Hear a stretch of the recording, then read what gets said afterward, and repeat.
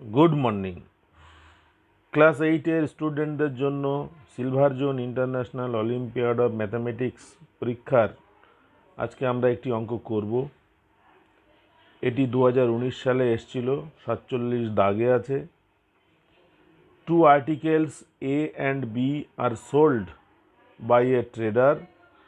The cost price of A equals the half the selling price of B. A is sold at 40% profit and the cost price of B is equal to 24% less than its selling price. What will be the overall profit or loss percent by the trader? এটার বাংলা তর্জমা করলে হবে, একজন tedder দুটো article বিক্রি করে, একটা এ একটা বি। এ এর কস্ট প্রাইস হচ্ছে বি এর সেলিং প্রাইসের half. A is sold at 40% profit. A আর্টিকেলটি 40% প্রফিটে বিক্রি করে। And the cost price of B is equals to 24% less than its selling price. B যে দামে বিক্রি হয় তার থেকে 24% কম দাম হলো বি এর কস্ট প্রাইস। তাহলে এই এ এবং বি দুটি আইটেম বিক্রি করে ট্রেডারের কত পার্সেন্ট লাভ বা লস হবে, এই হচ্ছে অঙ্ক।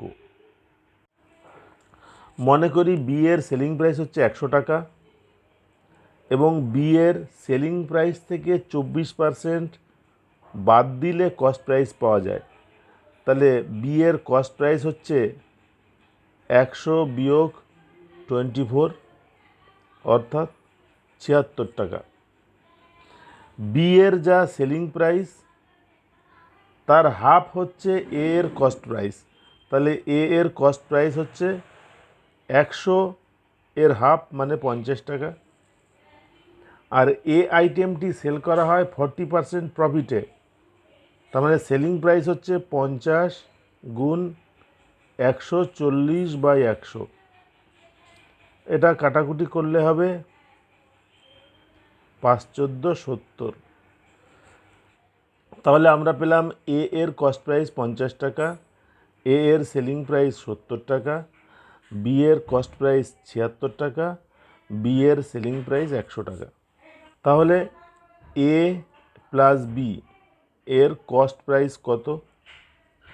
এ এর কস্ট প্রাইস 50 টাকা, বি এর কস্ট প্রাইস 76 টাকা, যোগ করলে হবে 126 টাকা। আর এ আর বি এর সেলিং প্রাইস কত? এ এর সেলিং প্রাইস 100 টাকা, বি এর সেলিং প্রাইস 70 টাকা। তার মানে যোগ করলে হবে 170 টাকা। সুতরাং ব্যবসায় লাভ হবে। কস্ট প্রাইস হচ্ছে 126 টাকা, সেলিং প্রাইস 170 টাকা। তাহলে লাভ কত, প্রফিট কত? প্রফিট হচ্ছে 170 বিয়োগ 126, তার মানে 44 টাকা। এবার লাভ লস সবসময় হিসাব করা হয় কস্ট প্রাইসের ওপরে, যদি অন্য কোনো কিছু বলা না থাকে। 126 টাকা কস্ট প্রাইস হলে প্রফিট 44 টাকা। তাহলে 100 টাকা কস্ট প্রাইস হলে প্রফিট কত, এটা বার করলেই অঙ্ক হয়ে যাবে। তাহলে এটাকে আমরা লিখতে পারি, যদি ঐকিক নিয়মে করি, 126 টাকা কস্ট প্রাইস হলে প্রফিট 44 টাকা। 1 টাকা কস্ট প্রাইস হলে প্রফিট 44/126।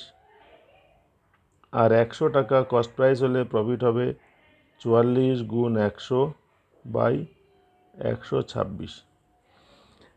এটাকে কাটাকুটি করলে হবে 22, 2 দিয়ে কাটলে। এটাকে কাটাকুটি করলে হবে 63। আর যায় না, গুণ করতে হবে। 22 গুণ 100 মানে 2200, তাকে 63 দিয়ে ভাগ করতে হবে। 63 দিয়ে ভাগ করলে 3 বার যাবে, 3 × 9, 3 × 6 18, 9 × 1 10, 8 × 1 9, আর 3 12, 31, একটা শূন্য নামবে। 4 বার যাবে, 3 × 4 12, 4 × 6 24, আর 1 25, বিয়োগ করলে হবে 8, 5 × 1 6, 6 × 5 11, 58, একটা পয়েন্ট দিলে শূন্য আসবে। 9 বাদ যাবে, 3 নং 27 আর 6 নং 54 আর 2 56। তাহলে 34.9% হলো। দেখি অ্যান্সার কী আছে। 34.92, 24.68, 29.68, 36.24। তাহলে অ্যান্সার হচ্ছে এ, 34.92%। আজকের অঙ্কটি এখানেই শেষ করছি। পরের ভিডিওতে আমরা অন্য কোনো অঙ্ক নিয়ে আলোচনা করব। ভিডিওটি দেখার জন্য সকলকে ধন্যবাদ। নমস্কার।